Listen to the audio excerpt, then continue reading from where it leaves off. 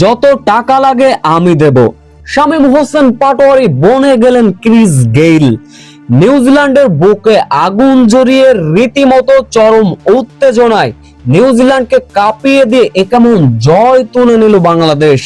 Match জয়ের পরে ক্রিকেটারদের সকল টাকা দিয়ে ম্যাচ জয়ের পরে লিটনদের টাকা দেবার হুমকি দিয়ে একই বললেন তামিম ইকবাল।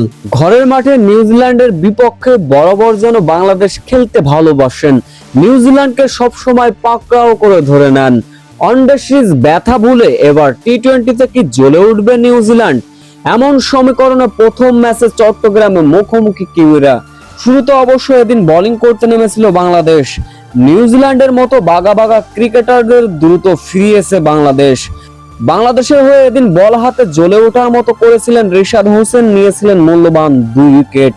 তাতে করে নির্ধারিত 20 ওভার আর 6 উইকেট হারিয়ে বাংলাদেশকে 183 রানের লক্ষ্যমাত্রা ছুড়ে দিয়েছিল নিউজিল্যান্ড।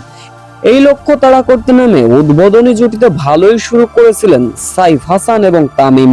তবে এই দুই ব্যাটার ব্যক্তিগত 20 এবং 17 রানে যখন ফিরলেন, তহিদ হৃদয়ের সঙ্গে দুর্দান্ত একটা পার্টনারশিপ গড়ার চেষ্টা ছিল অবশ্য লিটন কুমার দাসের, কিন্তু বাজে পিচের কারণে 21 রানে সাজঘরে ফিরলেন লিটন কুমার দাস। এরপরে অবশ্য দুর্দান্ত পার্টনারশিপ গড়লেন তহিদ হৃদয় এবং পারভেজ ইমন। দুর্দান্ত খেলছিলেন, ম্যাচটি চলে যাচ্ছিল শেষ মুহূর্তের নাটকীয়তায়। ইনিংসের 14তম ওভারের 5 বলের ঘটনা। বাংলাদেশের দলীয় রান ছিল 134। ইচ্ছা করে জোরে টেনে নিয়ে মারতে গিয়ে বাজে শটে আউট হলেন সেট ব্যাটসম্যান পারভেজ ইমন। পারভেজ ইমন অবশ্য এদিন 14 বলে 28 রানে ঝলমলে ইনিংস খেলে আউট হয়ে গেলেন, যার ফলে ম্যাচটি চলে গেল শেষ মুহূর্তের নাটকীয়তায়। শেষ 5 ওভারে বাংলাদেশের জয়ের জন্য প্রয়োজন ছিল 48 রান। তবে শেষের দিকে খেলাটা জমিয়ে দিলেন তহিদ হৃদয় এবং শামীম হোসেন পাটোয়ারি।